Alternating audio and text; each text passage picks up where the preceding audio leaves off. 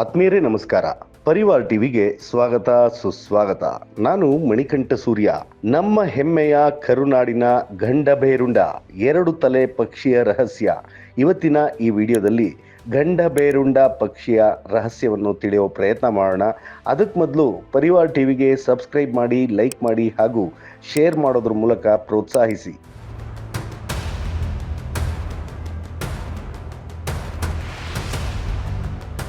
ಸ್ನೇಹಿತರೆ, ಕರ್ನಾಟಕ ಸರ್ಕಾರದ ಅಧಿಕೃತ ಲಾಂಛನವನ್ನು ನೀವೆಲ್ಲ ನೋಡಿಯೇ ಇರ್ತೀರಾ ಅಲ್ವಾ? ಅದು ಎರಡು ತಲೆಯ ಹದ್ದಿನ ರೂಪದ ಪಕ್ಷಿ. ನೋಡೋದಕ್ಕೆ ತುಂಬ ಬಲಿಷ್ಠವಾಗಿ ಹಾಗೂ ವಿಚಿತ್ರವಾಗಿ ಕೂಡ ಕಾಣುತ್ತೆ. ಅದನ್ನ ಗಂಡಬೇರುಂಡ ಅಂತ ಕರೀತಾರೆ. ಇಷ್ಟಕ್ಕೂ ಎರಡು ತಲೆಯ ಪಕ್ಷಿ ನಿಜಕ್ಕೂ ಇರೋದಕ್ಕೆ ಸಾಧ್ಯನಾ? ಇಂತಹ ವಿಚಿತ್ರ ಪಕ್ಷಿಯ ಕಲ್ಪನೆ ಬಂದಿದ್ದಾದರೂ ಹೇಗೆ? ಹೋಗ್ಲಿ, ಇಂತಹ ಒಂದು ಪಕ್ಷಿ ಕರ್ನಾಟಕ ಸರ್ಕಾರದ ಲಾಂಛನ ಹೇಗಾಯಿತು? ಇಂತಹ ಸಾಕಷ್ಟು ಪ್ರಶ್ನೆಗಳು ನಮ್ಮ ತಲೆಯಲ್ಲಿ ಒಮ್ಮೆಯಾದರೂ ಗಿರ್ಕಿ ಹೊಡೆದೇ ಇರುತ್ತೆ ಅಲ್ವಾ?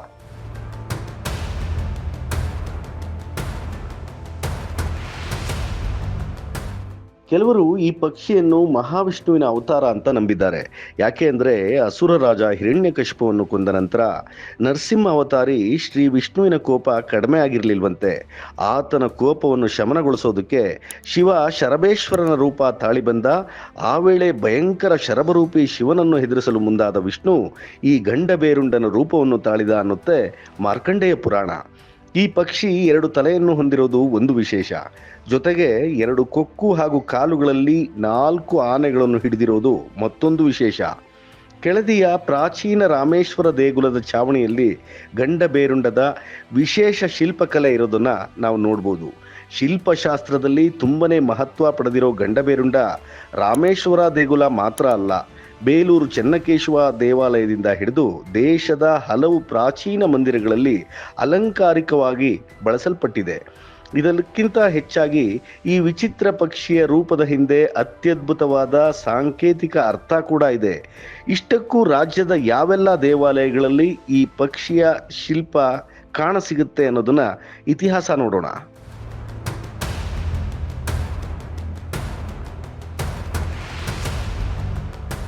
ಈ ಗಂಡಬೇರುಂಡ ಪಕ್ಷಿಗೆ ಮೊಟ್ಟ ಮೊದಲ ಬಾರಿಗೆ ಮಾನವ ರೂಪ ನೀಡಿದ್ದು ಚಾಲುಕ್ಯರು.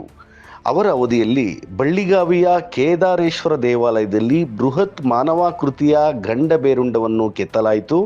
ಭಕ್ತನೊಬ್ಬ ತನ್ನ ಕೈಯಲ್ಲಿ ಹಿಡಿದು ನಿಂತಿರುವ ಈ ಬೃಹತ್ ಶಿಲ್ಪವನ್ನು ಅಲ್ಲಿನ ಸ್ಥಳೀಯರು ಗಂಡಬೇರುಂಡೇಶ್ವರ ಅಂತ ಕರೀತಾರೆ. ಹಾಗೆ ನೋಡಿದ್ರೆ ಕರ್ನಾಟಕದ ಚಾಲುಕ್ಯರ ಕಲ್ಪನೆಯಲ್ಲಿ ಅರಳಿದ ಮೊದಲ ಗಂಡಬೇರುಂಡೇಶ್ವರ ಶಿಲ್ಪಕಲೆ ಅದು ಕೆತ್ತಲ್ಪಟ್ಟದ್ದು ಶಕವರ್ಷ 1947ರ ಸುಮಾರಿಗೆ ಅಂತಾರೆ ಇತಿಹಾಸಕಾರರು. ಚಾಲುಕ್ಯರ ನಂತರ ಹೊಯ್ಸಳರು ಕೂಡ ಗಂಡಬೇರುಂಡೇಶ್ವರನನ್ನು ತಮ್ಮ ಶಿಲ್ಪಕಲೆಯಲ್ಲಿ ಬಳಸ್ತಾರೆ. ಬೇಲೂರಿನ ಚೆನ್ನಕೇಶವ ದೇವಾಲಯದಲ್ಲಿ ಆಹಾರ ಸರಪಳಿಯಲ್ಲಿ ಕೂಡ ಇದೆ.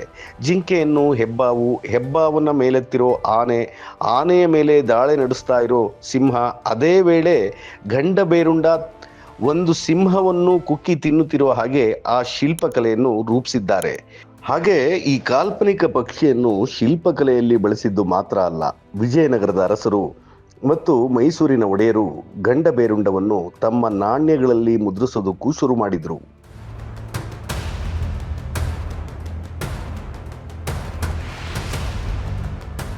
ವಿಜಯನಗರ ಸಾಮ್ರಾಜ್ಯದ ನಂತರ ಮೈಸೂರು ಒಡೆಯರ ಸಂಸ್ಥಾನದಲ್ಲಿ ಗಂಡಬೇರುಂಡವನ್ನು ತಮ್ಮ ಲಾಂಛನವಾಗಿ ಬಳಸುವ ಪರಂಪರೆ ಶುರುವಾಯಿತು. ಸುಮಾರು 16ನೇ ಶತಮಾನದ ಮಧ್ಯಭಾಗದಲ್ಲಿ ಮೈಸೂರು ಸಂಸ್ಥಾನದಲ್ಲಿ ಗಂಡಬೇರುಂಡದ ಚಿಹ್ನೆಯ ಬಳಕೆ ಶುರುವಾಯಿತು ಅಂತಾರೆ ಇತಿಹಾಸಕಾರರು. ನಂಜರಾಜ ಅರಸರು, ಮೈಸೂರು ಅರಸರಾಗಿದ್ದ ಯದುರಾಯರು ಮೊದಲ ಬಾರಿಗೆ ಗಂಡಬೇರುಂಡವಿದ್ದ ಧ್ವಜವನ್ನು ತಮ್ಮ ವಿಜಯ ಯಾತ್ರೆಯಲ್ಲಿ ಬಳಸಿದ್ರು. ಆ ನಂತರ ಗಂಡಬೇರುಂಡದ ಚಿತ್ರವಿದ್ದ ಕೆಂಪು ಬಾವುಟ ಮೈಸೂರು ರಾಜ್ಯ ಧ್ವಜವಾಗಿ ಬಳಕೆಯಾಗೋದಕ್ಕೆ ಶುರುವಾಯಿತು.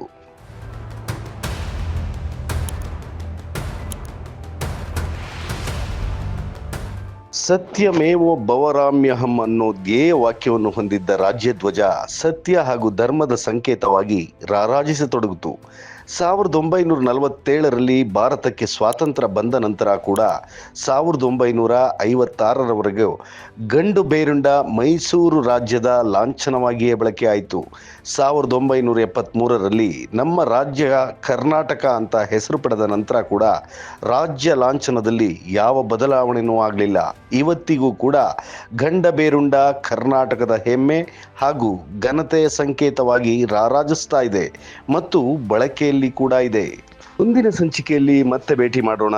ನೋಡ್ತಾ ಇರಿ ಪರಿವಾರ್ ಟಿವಿ. ಸಬ್ಸ್ಕ್ರೈಬ್ ಮಾಡಿ, ಲೈಕ್ ಮಾಡಿ ಹಾಗೂ ಶೇರ್ ಮಾಡೋ ಮೂಲಕ ಪ್ರೋತ್ಸಾಹಿಸಿ. ನಮಸ್ಕಾರ.